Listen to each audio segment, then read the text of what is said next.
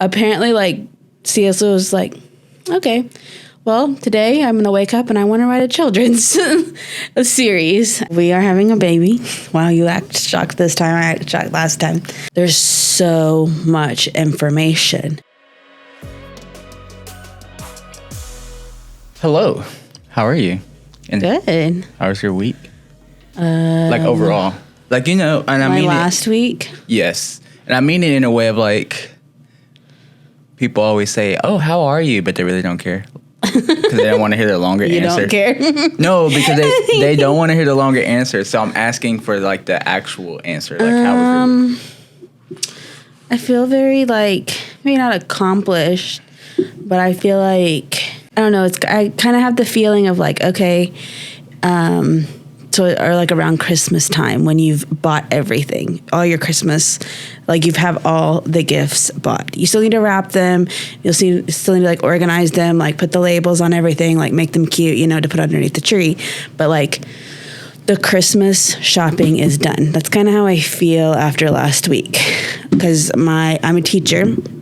And my students had their big state test. So we spent kind of the last, really I've spent since like February knowing that it was going to be like 1st of April doing this test. Yeah. But I spent, without them kind of knowing, the past 2 months really like state testing, and kind of really running with full force the past couple of months. And so now I'm like, I'm done.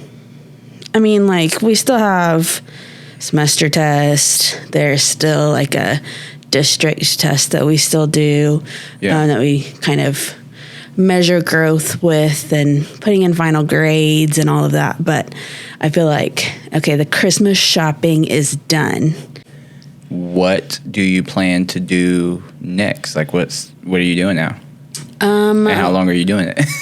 So we have like a month and a half of school, which I told my students, like, we're going to, like, basically when school started the second semester in January, I was like, okay, we have, 12 weeks until the STAR. We're going to be running for like 12 weeks. So like homework, we're going to work bell to bell. It's going to feel exhausting, but you're going to get to that test. You're going to take a deep breath, and then we'll chill, because I know you have other tests to study for, because like the math test isn't even until May. So they thought I meant we're not going to do anything. And I was like, we still have a month and we have 6 weeks left of school. What do you mean we're not going to do anything? I have to put grades in. Like, we have a semester test. Like, you're still going to have another writing assignment, a project, but it's just not going to be as like strenuous. So for 2 of the classes, we're reading a Narnia book. So they kind of go throughout the Narnia series in...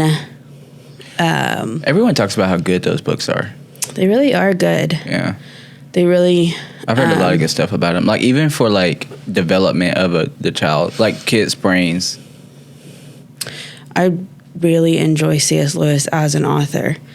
And I feel like people only talk about, like, really just The Lion, the Witch, and the Wardrobe, and then probably, like, Mere Christianity or Screwtape Letters. And those are his only books that are, like, really, really talked about.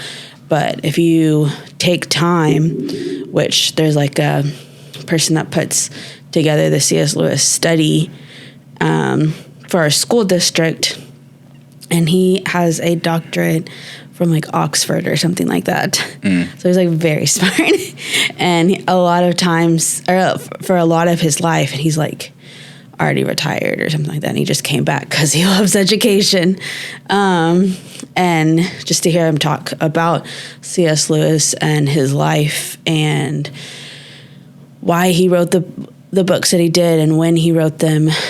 And he just apparently, like, C.S. Lewis was like, okay, well, today I'm going to wake up and I want to write a children's a series. And so he like very much wrote them for children, but they answer a lot of the theological debates that, while it's talking lions and elves and half human, half centaurs or whatever, half horses or whatever, it's still the underlying themes very much correlate to the Bible. And then like, why is God real? Why be a good human? I mean, even in the later books kind of briefly touch on the subject, like why would a good God send people to hell? And so it touches on like moral, really theological and then moral topics that kind of make it easier for a child to understand. Yeah. Which, while I can't, we're still a public charter school. Yeah. I can't be like, you know, Bible this, Bible that, Bible this. But if the topic were to arise, and there was an opportunity last week where we briefly kind of touched on Christianity and God and that stuff, I can say what I believe and stuff like that. So just so reading that. But I will say I've not read all 7 of the Chronicles of Narnia. Do you think you'll read? Well, we'll read the Chronicles of Narnia to our little one. Yes, What's your plan for content for the little one, as far as like literature? I feel like for those who don't know, by the way, she really wants to like we both really want to homeschool, but like she has a big passion about like, obviously because she's a teacher, teaching our kid directly and things like that, right? Yes, I think it's very important, even from like day 1 out of the womb, to read to your kid. And whether they really understand that or not, whether you're just like, I don't know, you could just start reading the Bible to them. And like that might, I mean, they're not going to be understanding like crazy amounts of information day 1, but starting that habit as parents to read to them will develop lifelong readers. I know we have some really cool libraries in our area, and so getting into a library at an early age, picking out books, checking them out, etc. I don't know, I'd probably look at several different curriculums from as far as like homeschooling and plan for literature. I'd look at several Christian-based schools, so like private schools, and the literature that they use, and pick what I think works best for us and our family, and themes and elements of like morality and loving and knowing God and being kind in the world. And then versus like, okay, at a 2nd grade level, you need to understand good guy versus bad guy kind of thing, and how to pick a book that pairs with that. Yeah. Something like that. Yeah, that's cool. Yeah, but I would love to read the Chronicles of Narnia. I feel like thinking about that, I would really want my kids to have almost like a picture book of like an illustrated Chronicles of Narnia, maybe looking a little bit more modern, because I do have a set that I was going to bring home, but a prettier set to have on. I imagine that I'll try to find like some type of like cartoons. I don't know. Like, I know that's not maybe good to watch, but like something that like has a lot of moral, like it's teaching, and it something that's very, very positive, and it has an underlying energy about it that is like educational, but also like teaches you good like moral behaviors, things like that, because that's personally how I like to learn. And So that's how I would like to learn with my child. What do you think about that? I like that. And then I would read. Like, I would read, like, children's books. Like, maybe, like, the... Okay, I'm about to try to pronounce this name. The Bernstein Bears. The Bernstein Bears, yeah. Yeah, like, I would probably buy those for me and read with the, like, with the baby or kid once they grow up and are able to understand it. When they're a little bit older, I would love to read some more like I don't know, like it's not reading to them, it's like maybe reading with them if they still are into books. But like I really enjoyed the, what is it called? What is it called? They would like go on these trips and like they would fix an issue. It was like a mission, and then they would come back. But they like were the Magic Treehouse. Magic Treehouse books. I love the Magic Treehouse books. I've never read a single Magic Treehouse. I read all. Those are the only books I ever read, pretty much, like in school. Like, yeah, I feel like they're good. I need to like reread them before I like bring them into my kids' life, because I don't know like if it had like any type of like. They're very mild, I would assume. Yeah. I don't think there's any like badness. Yeah, I don't think so either, but it did have a lot of like problem solving like in it, and that's what I liked. I feel like you would be really good at like teaching our kids life skills. Yeah. I feel like you have that patience to teach somebody a new skill. And so whether at like 5 years old, you're like teaching our child how to make toast or how to vacuum or something like that. Yeah. Where I'm just like, I'll do it. It's fine. I'll do it. Yeah. I think I do look forward to that. And I know that will come easier for me. So now I'm trying to like figure out and learn like what to do in the middle time or like before those moments, because like obviously as soon as the baby comes out, like there's not going to be really any life skills. But I think a lot of it has to do with like the energy you're giving off. And so I want to be able to give off positive energy and like love and attention and like be kind, you know? I don't know. Well, like developmentally, there are like for brain development, there are things that you can do like with a newborn. Yeah. Like helping a newborn recognize, like looking at their face in the mirror. That's something that you can do like the first few months, or looking at very high contrast pictures. What is something you excited to experience with the baby once they're here? So like not like the baby experience. These are different. I just hope my baby is cuddly. I know that some babies like aren't cuddly.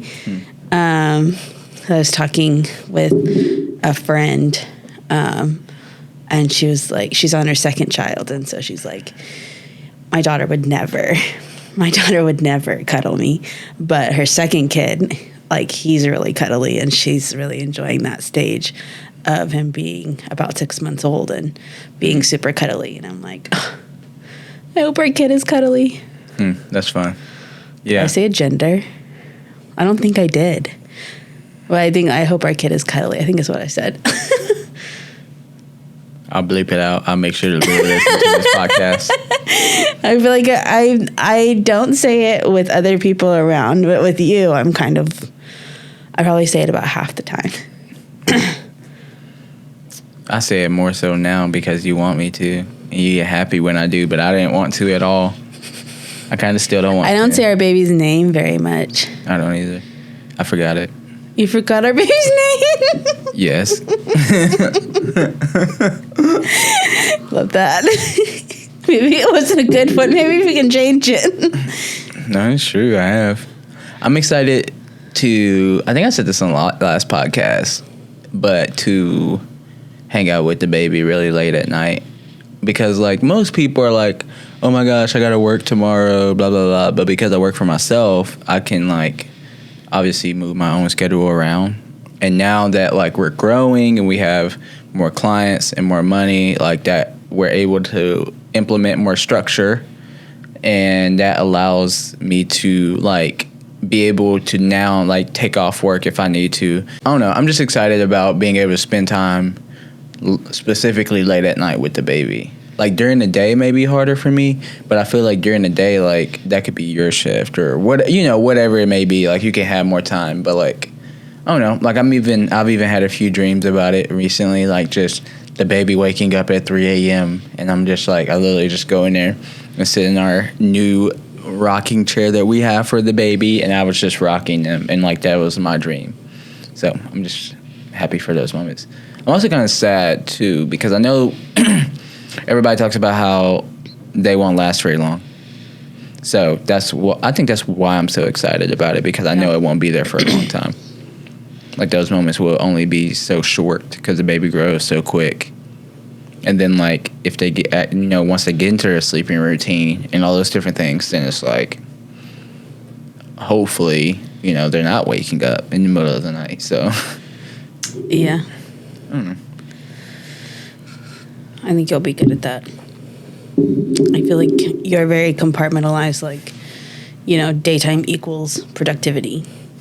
And so you'll be able to be productive with your business as much as you need to those first few weeks or months or whatever. But at night, I think you can easily turn your brain to, okay, family baby time. Yeah. And then spend those moments where for me, I'm like, night equals sleep. I want to sleep. Yeah.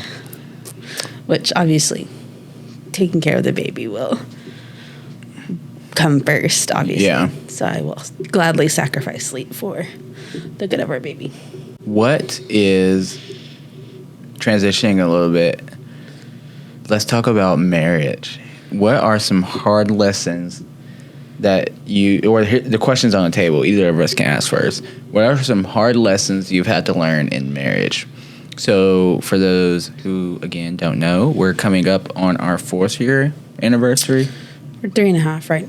3.5. Yeah, so November 24th is our 4 year. So we're at half right now, and the question is, what are some of the hard lessons we've learned? I'll go first.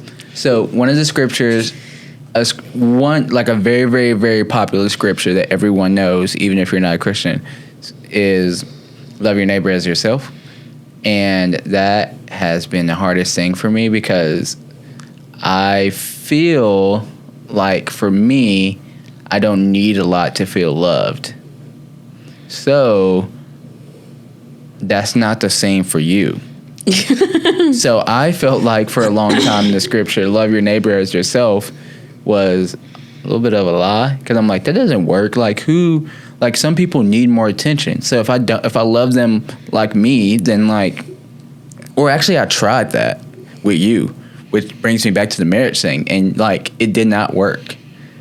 And then we had to figure it out. I remember I didn't learn it until we had small group, and I was with Nick, and I talked about that, and he was like, yeah, it's because you're supposed to love them in their own way. And I was like, oh, if that makes, so like for people who don't understand what I mean, because I'm sure she understands what I mean by now, but it's like whatever makes them or her feel loved is the way I should love her, as if it was myself. She was myself, which is confusing when you think about it. And maybe it's not, but for me, that was really, really hard to understand and learn, because we're different. So we accept love and need love in different ways.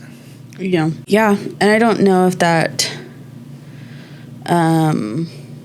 scripture necessarily was like talking. I don't think it was talking like directly towards like marriage, but I think that applies to any friendship, relationship, coworker, random person on the street, don't consider yourself so awesome and so worthy that you forget to love that other person.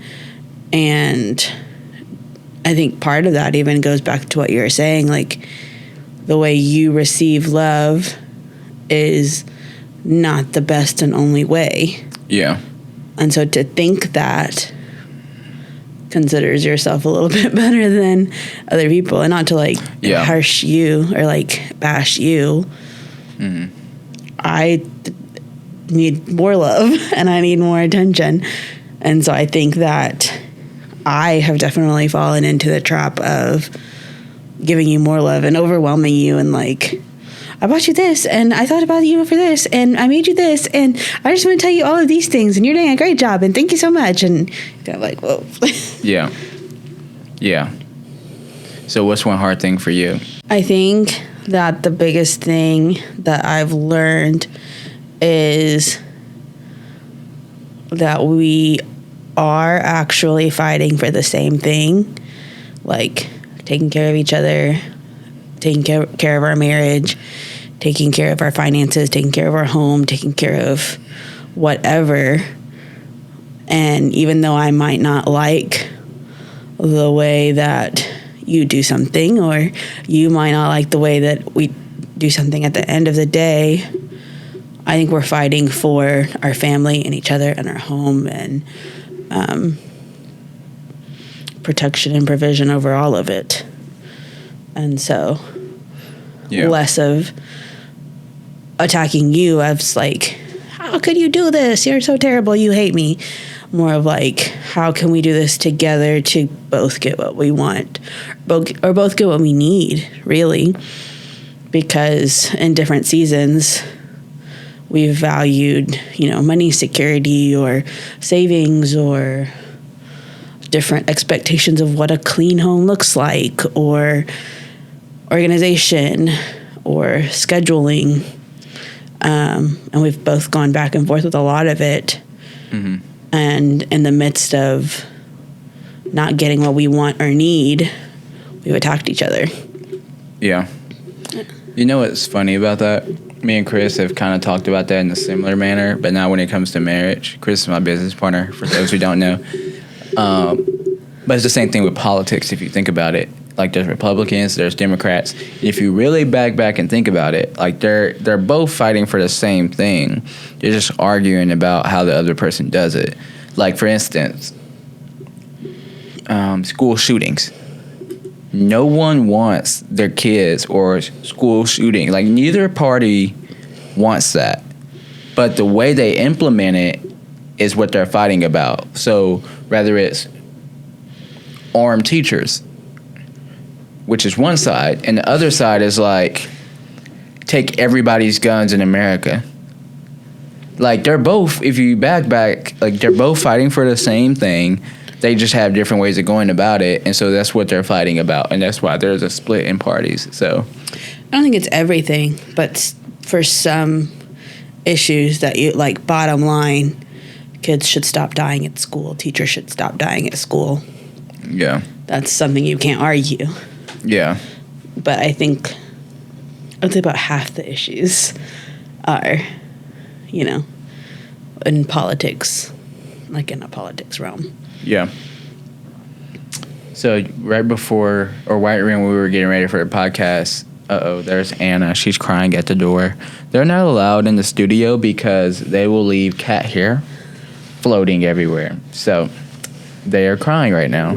Also, the camera battery over here is about to die, so give me just a moment and we'll be right back on. So we're back, and we're about to, basically, I have one more question for this podcast. And this is something that you talked about before we started, and you had some good opinions about this. So, the importance of staying informed versus too much information. Yes. Explain what you mean. Okay, so I obviously am pregnant. We are having a baby. Wow, you act shocked this time. I act shocked last time. So I feel like even more than like when our parents are having kids, and definitely way more than when our like grandparents are having kids.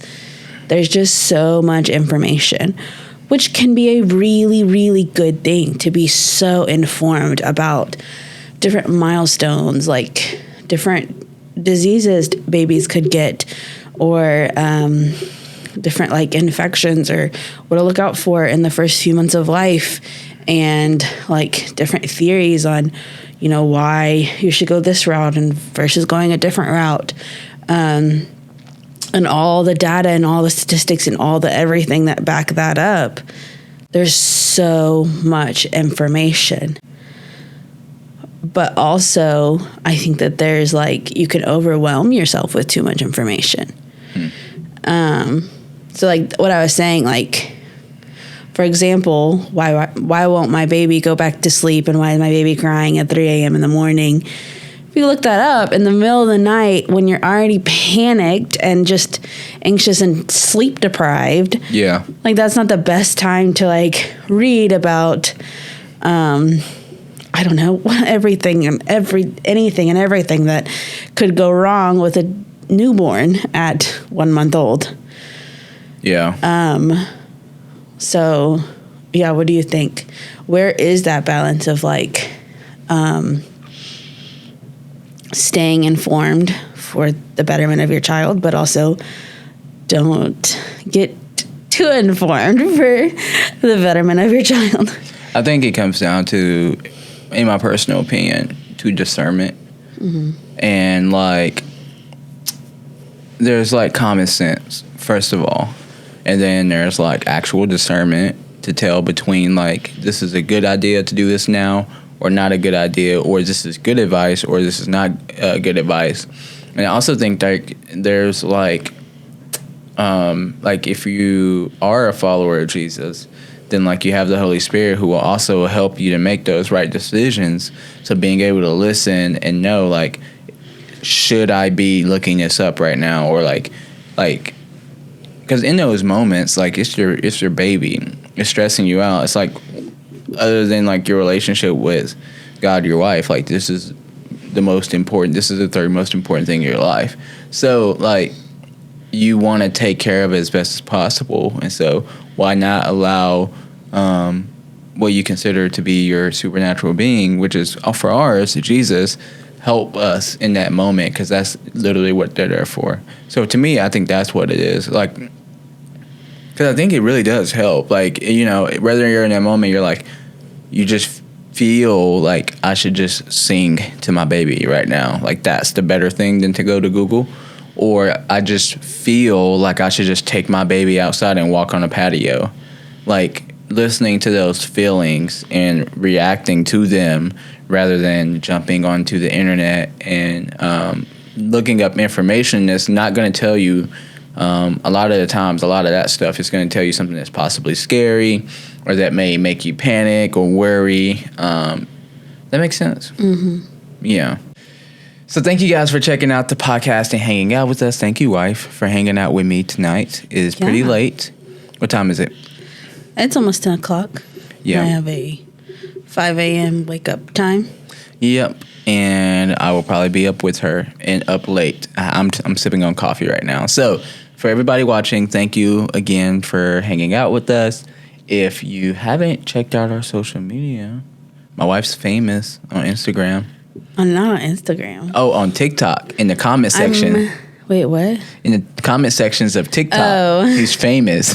I like on a couple of comments that I've left on some like verified people, and it's not like anything that crazy. I have like 3,000 to 4,000 likes on. That's a lot. So like even like a month later, I'm still getting like, so and so liked your comment. So and so liked your comment. And I have like probably like 30 new profile views, but nobody's following me. That's funny. So yeah, check us out on socials, and we'll be posting clips there as well. That being said, good night and goodbye to you all.